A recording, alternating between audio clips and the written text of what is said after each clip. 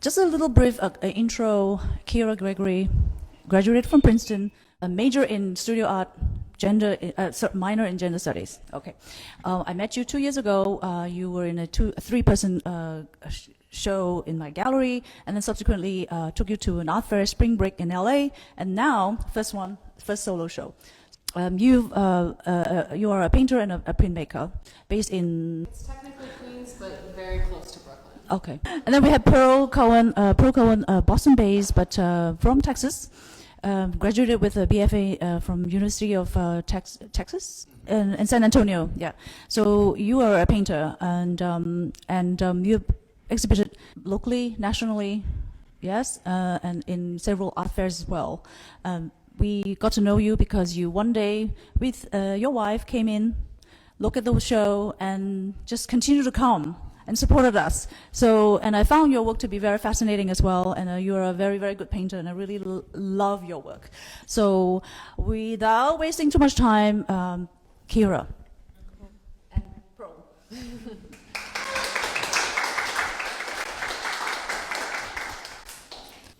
Yeah, thanks for coming. Thanks for the intro, LaiSun, and thank you, Kyra, for this great show. Yeah, I guess we can start by asking about, I wanted to ask about the prints, because I like printmaking. I studied drawing. I thought about doing printmaking, but I hated the process. But I love prints. They're some of my favorite things. And I wanted to ask, you started off as a printmaker, correct? I started off mostly studying printmaking in school, and I focused primarily on printmaking and drawing when I was an undergrad. And my thesis show there was collage-based with print and drawing-based collages. And I did some painting in undergrad, but mostly started painting after I had moved to New York. But the printmaking never left. Yeah. So I still consider myself a printmaker as well as a painter. Yeah. And what prompted the shift from printmaking to painting? Did you just want to do it again, or was it like... Mostly I had a lot of ideas that I was like, I need to have big color. So I wanted to go bigger. I wanted to use color, and not that you can't use color in printmaking, but the way I was using it was mostly black and white, mostly one block prints. And I wanted to sort of explore other compositions that I had ideas with that just felt more suited to be paintings rather than drawings or prints. Mostly with the drawing, I was just like, I don't know how to fill a large space with color with a small pencil or something. So I was like, paint is the easiest way to get there, but then also with the prints, it's a way to fill space and create a surface and like fill an area with shape and color that's in a way different from drawing. So it just felt right. Yeah.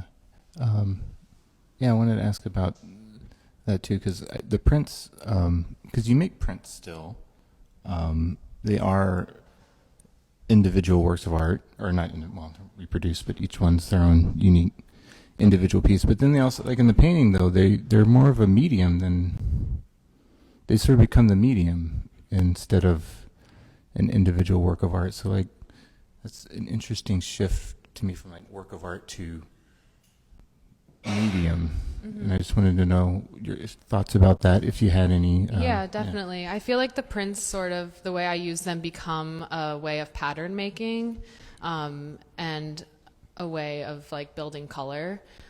Because I do print on different colored paper, and in some of them, like in the one behind us and in the red one over here on the wall, I print red ink on red paper. So it's a way to introduce more color, and I also use the prints as like you said, as a new medium, as a pattern making mechanism, and a texture mechanism as well, adding texture to the backgrounds. Yeah, cool. So you said that's printed on red paper with red ink. Is it painted on top of that? Or yes, that, yeah, and it's also painted on top. Okay. So the way I make the collages is I first start with the woodcuts, and I find my ideas through my sketchbooks, through my brain, photos, anything that sort of brings inspiration, and I'll make my blocks from that, and then take the blocks and print large repeat pattern paper sheets on colored paper, and then take that paper, transfer it onto the canvas using matte medium, nori paste, and then after that I will paint on top, and sometimes go back and forth between collaging and painting as it feels right, but I do paint over the woodcuts as well. Your paintings seem very printmaking to me. Like, they're very flat colors. I don't mean that in a negative way. Just I like, understand. yeah. Just for the non-artists in the room, I didn't mean that negatively. Yeah, they feel like they relate to block printmaking in the sort of simplified forms, like simplified colors. And yeah, I really like how you use both of them together to create the image. I guess, should we talk about why saints? Like, why do you make prints of saints and then paste them with glasses? Like, why?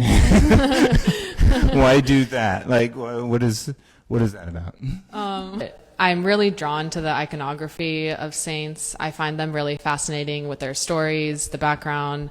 I grew up Catholic, and while the saints weren't really a big part of how I was raised, I found that as I was sort of processing and have been processing what that was like, and what my spirituality looks like now, I just feel like I'm drawn to the saints, their stories, and the prayer cards specifically. That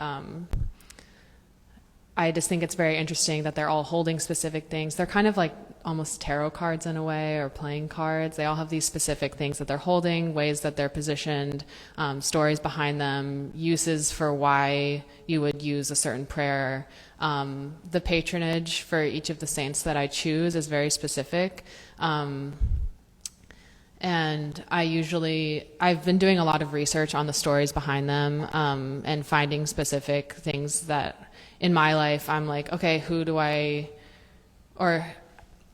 I'm not really practicing, so I'm not myself looking for prayer, but it's in a sense hypothetical, in a sense just like, if I were to pray to someone for this, who would it be?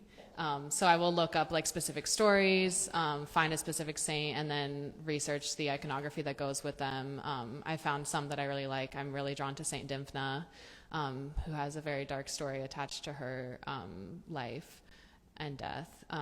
But she is the patron saint of like mental disorders, anxiety, depression, and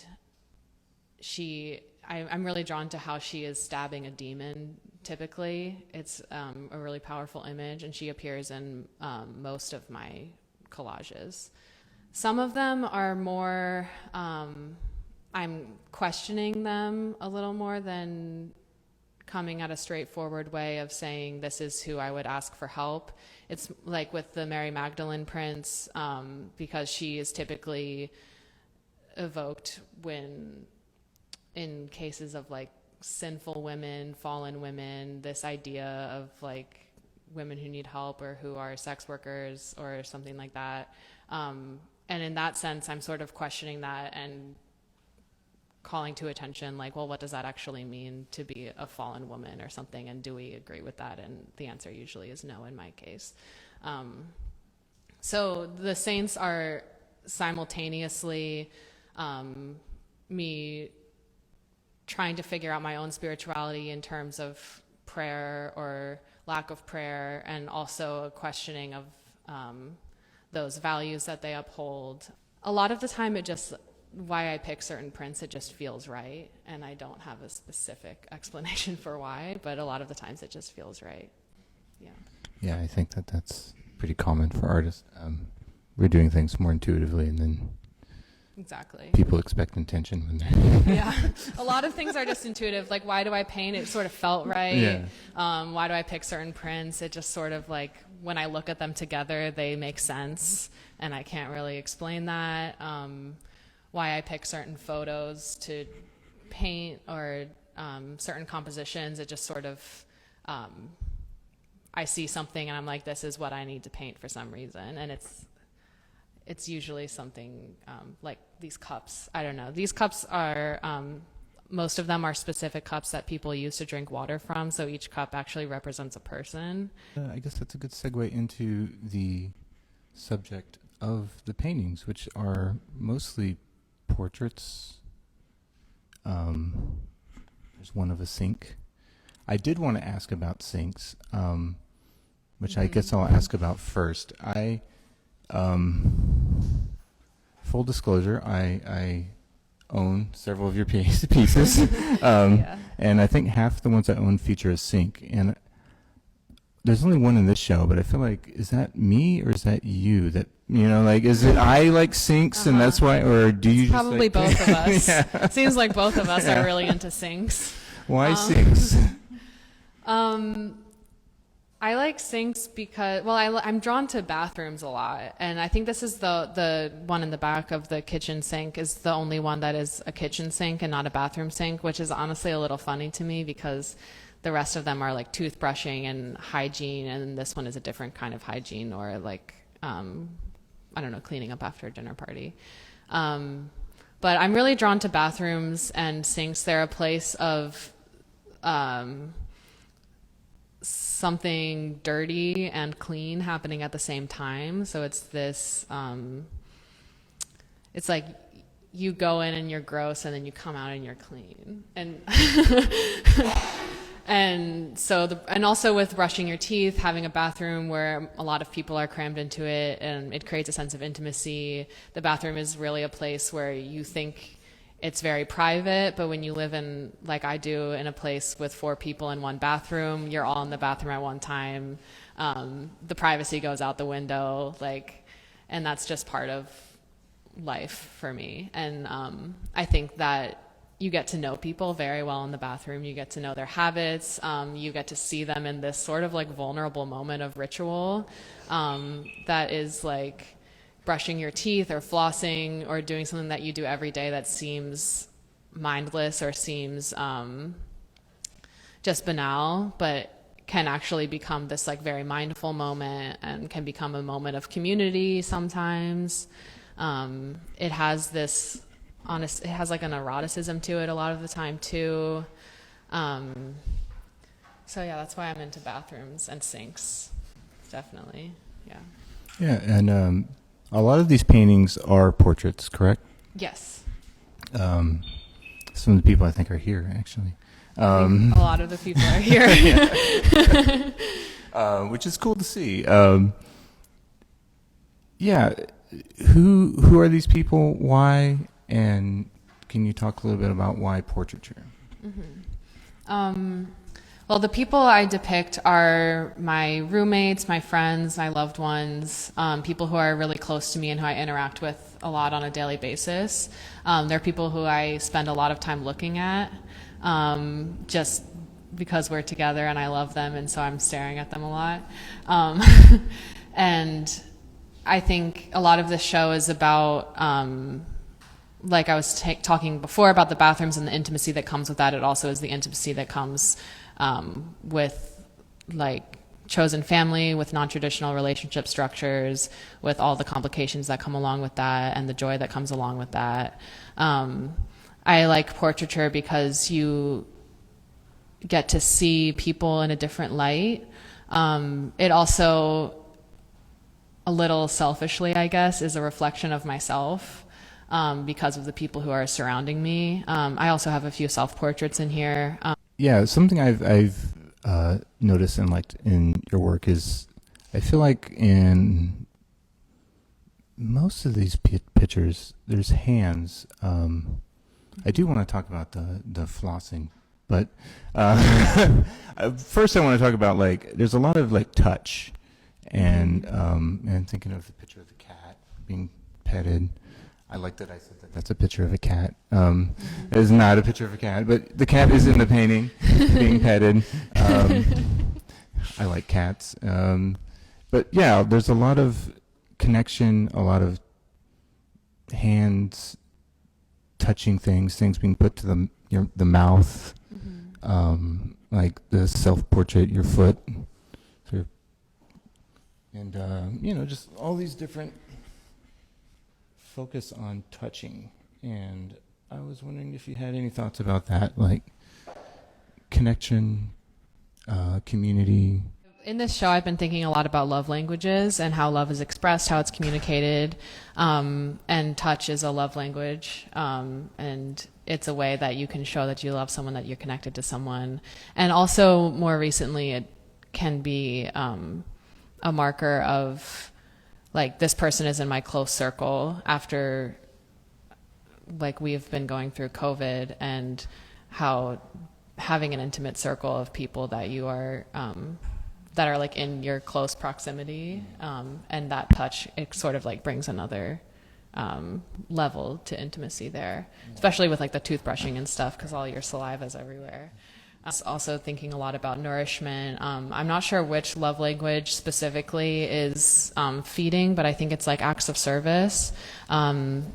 I find that a lot of the ways that I express love to people is asking, like, do you want me to make you tea? Do you need coffee? Can I cook for you? Can I bring you a meal? Do you want to come over for dinner? All of these things are ways that I bring people closer to me.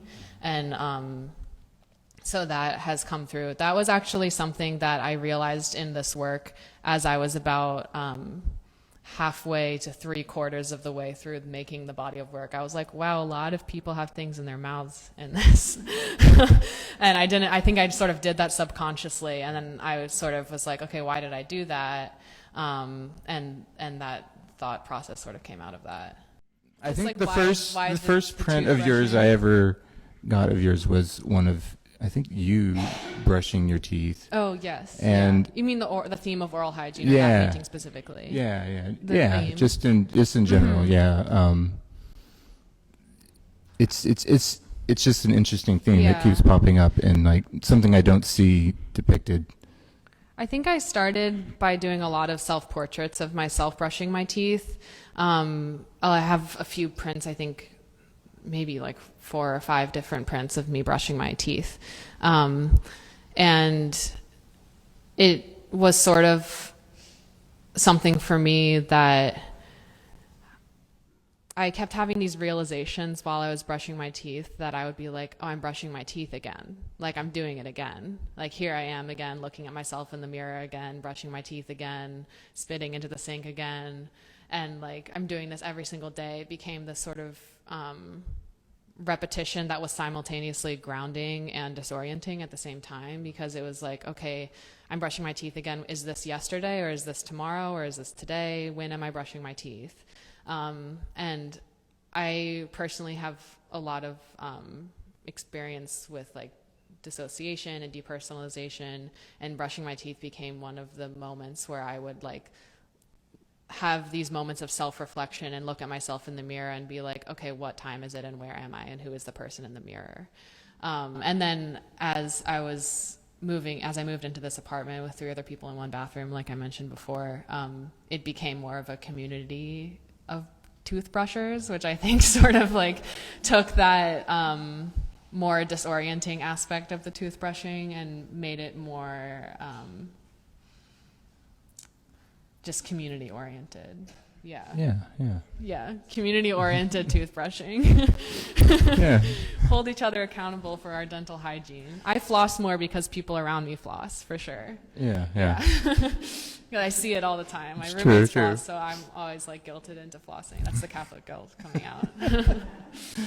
Is there a saint of flossing? I'm sure there is. There's Yeah. a saint for everything. I'm Saint sure of there's oral a saint hygiene. for oral hygiene. Yeah. I'm going to look it up. Um, Maybe you'll see it in some of the next toothbrushing paintings. I'm sure there will be more. Yeah. When you're by yourself, you're like, who am I? And there's that shift when it became more of a community thing. Do you feel like you were better able to find who you were alone or in the community? That's a really interesting question, because I feel like that's something that I think about a lot. Being alone, you have a certain, like when I do self-portraits, I'm usually alone in them. I guess there's one over there where I'm with in toothbrushing when I'm with other people. But I feel like I do find a lot of my identity and feel most myself when I'm alone, but there's something about being around, like taking in and absorbing parts of people who are around you and traits of the people who are around you and the language of the people who are around you, and sort of absorbing that into yourself. Finding myself in queer community and having queer folks around me at home, at work, and just being able to find myself there. And if you're more comfortable in a community, you're able to be yourself more and like express the self that is you when you're alone. But when you do it around other people, there's this witnessing that happens that makes it feel more like valid in a way. Yeah. I started thinking a lot about like Dutch 17th century art when I was looking at your work. But what are some of your influences?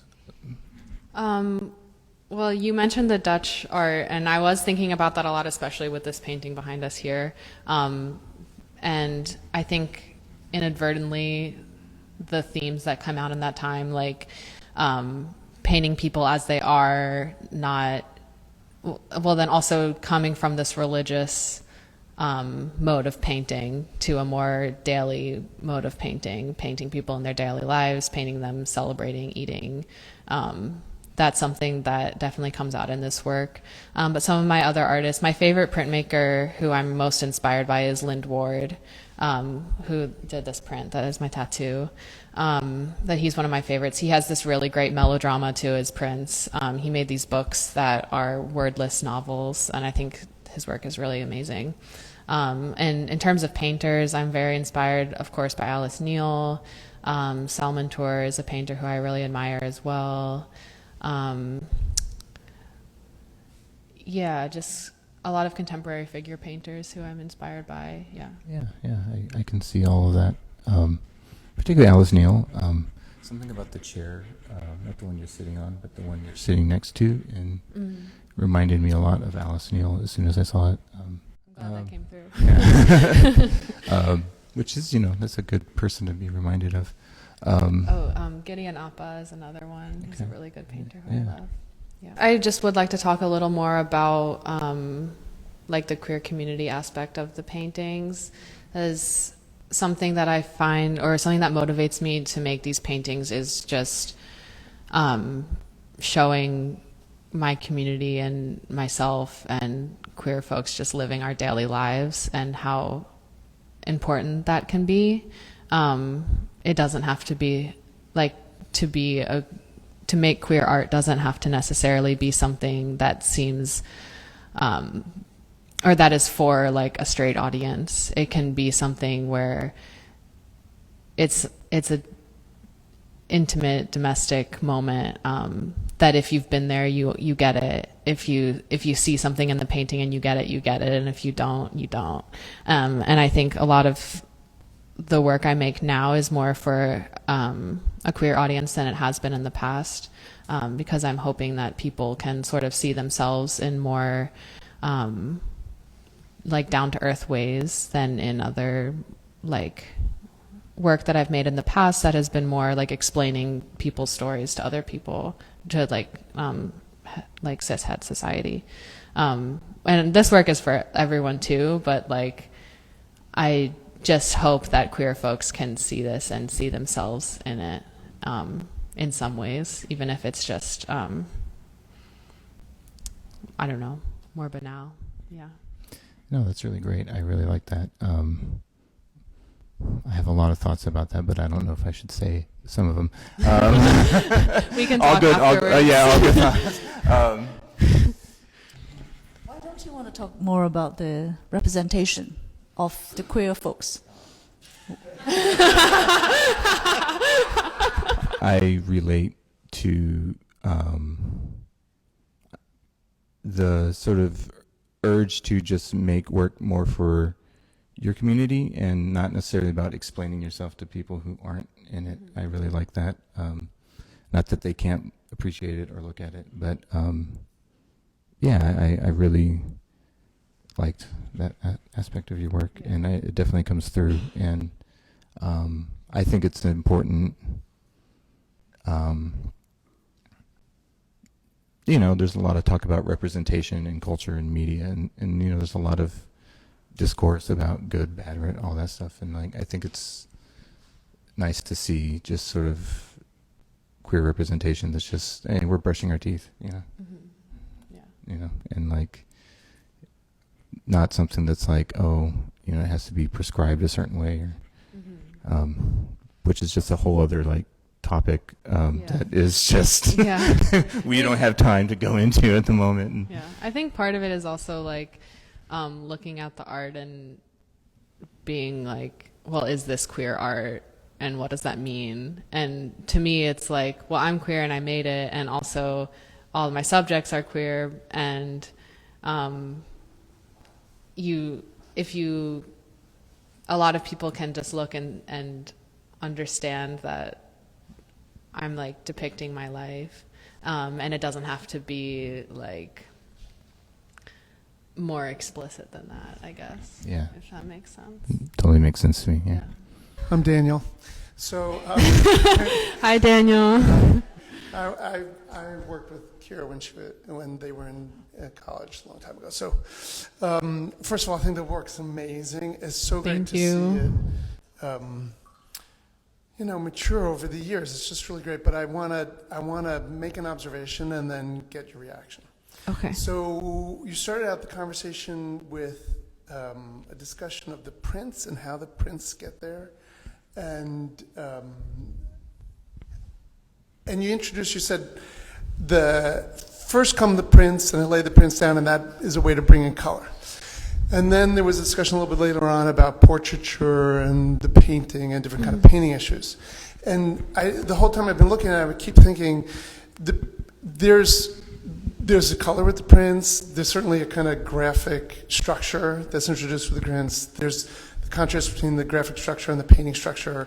That's all kind of really interesting. But I think there's something so much deeper going on that maybe you are aware of or not aware of, because there are these two self-portraits. They're very kind of interior thinking, Kyra thinking.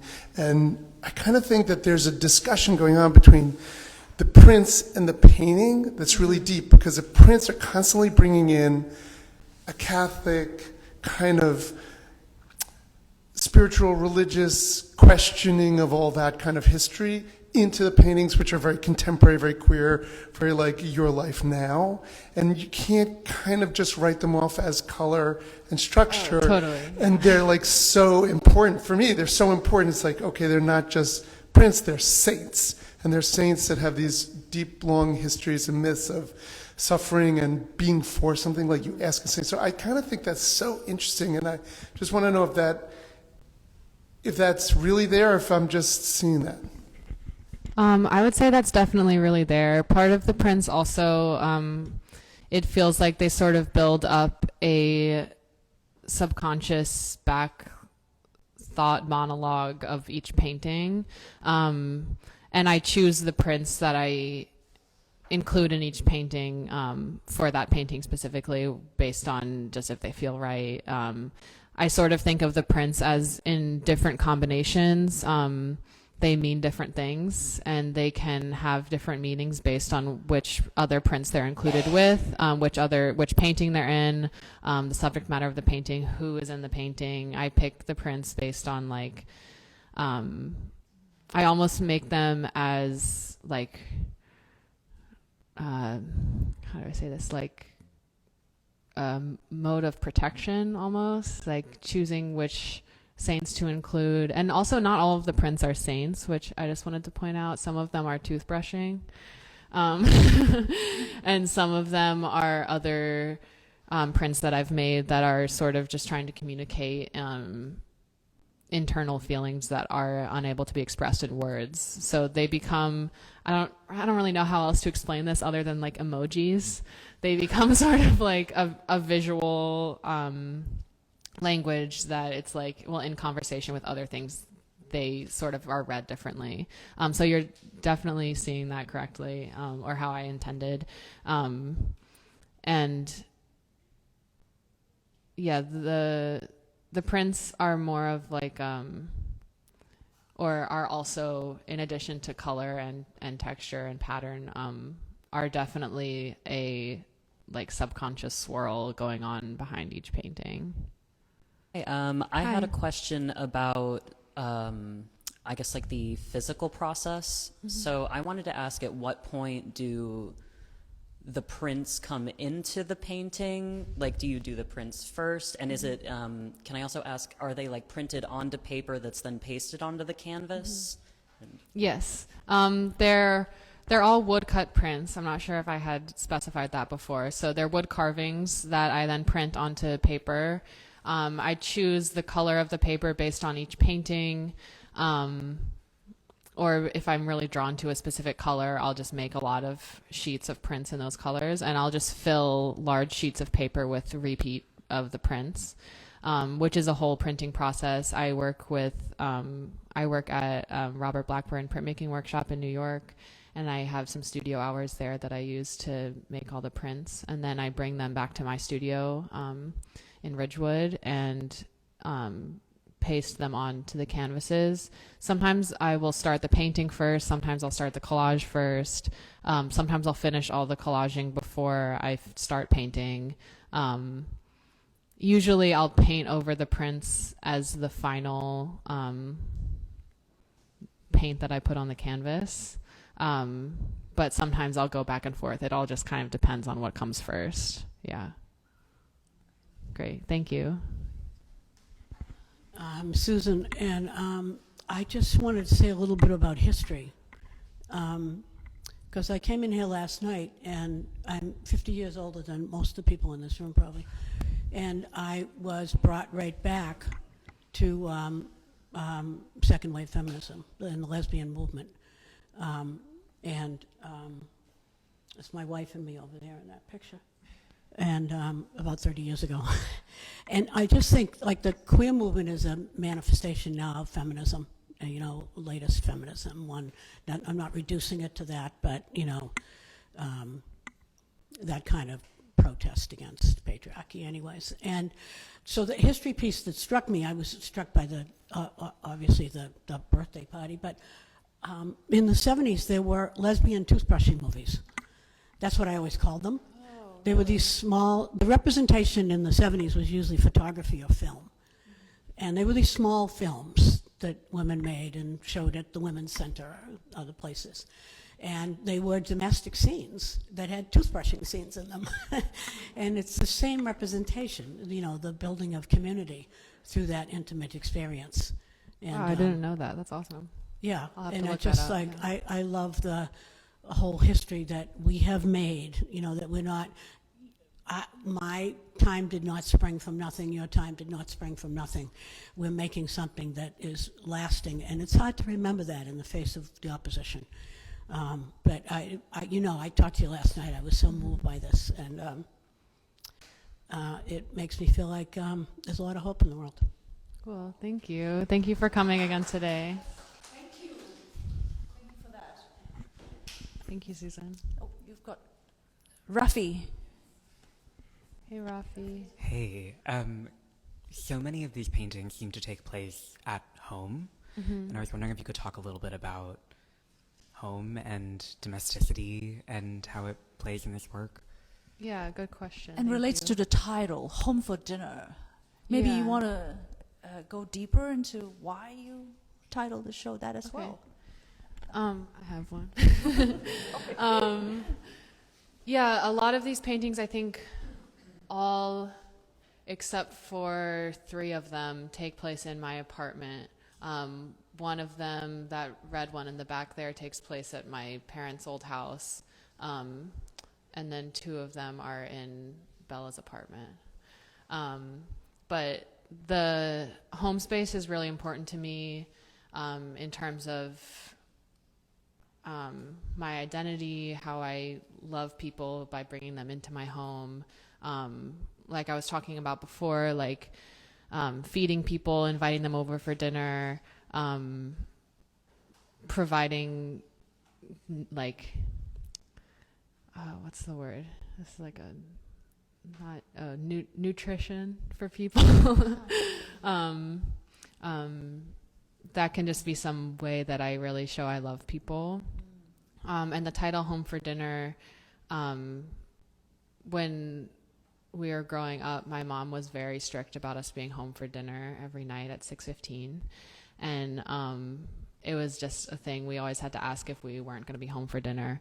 And now I find myself, my roommates and I have sort of a collective living style where we cook dinner for each other.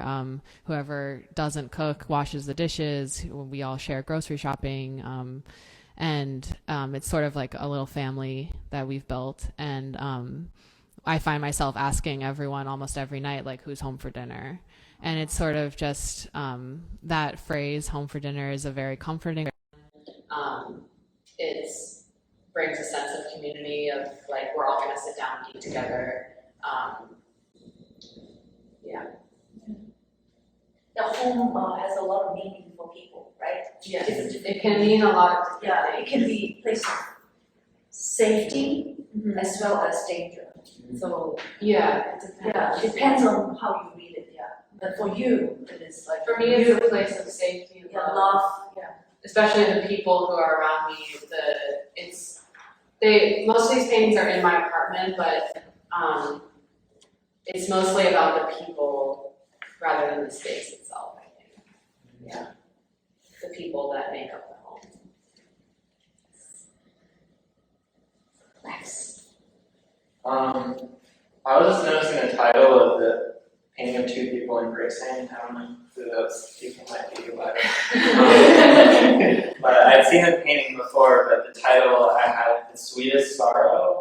Such Sweet Sorrow. Such Sweet Sorrow. Shakespeare. And it kind of, to me, brought out something that I see in the show in general, which is like this mixing up of kind of positive and negative affects, like things that feel good and things that feel bad, and or like the ambivalence about the saints, or like we've talked about the oral fixation. It's like kind of pleasure, but also anxiety, or like the fear, the self-portrait, depression too. Like so, and then you mentioned too the COVID thing, and so like there's the love, but also even the love can feel like work sometimes, or a strain, or it's not always easy, and there's like kind of a claustrophobia that comes with home too, or the bathroom especially. So I wanted to ask about that, like how you approach that, like mixing up of things, the ambivalence and the confusion of it too, I guess. Yeah, thanks for bringing that up. That painting in the back called Such Sweet Sorrow. I'm pretty sure there's a phrase called that goes parting is such sweet sorrow, unless I made that up. But No, it's from Shakespeare. it's from, okay, cool, it's from Shakespeare. Yeah, I knew that. It's definitely the Shakespeare quote on purpose. But I was just thinking about that. That painting was made after, or right before our friend Liz moved away to Taiwan. And that was, I think, the night before they left. So this sad embrace, it's a moment of like so much love and so much pain simultaneously happening together, and also one just can't exist without the other one. And in the same way that the pain wouldn't be there if the love wasn't there, it's the same as bringing in new love into your life always opens up the possibility of the heartbreak that could come with that love leaving, or parting, or changing. And so there's that aspect of it. There's also the reality of like having these peaceful moments that are just backed with the complexity and the pain and everything that comes with just being alive. It comes with having mental health issues, having struggles in relationships, having personal identity struggles,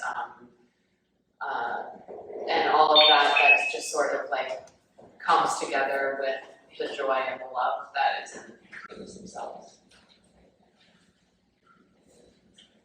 So any more questions? If not, we will just conclude. So yeah. All right. Do you have any more last comments? If not, we can say goodbye. Yeah, I don't think so. Thank you so much for everyone for coming and listening and seeing my work. It means a lot to see everyone here. Yes. Thank you so much.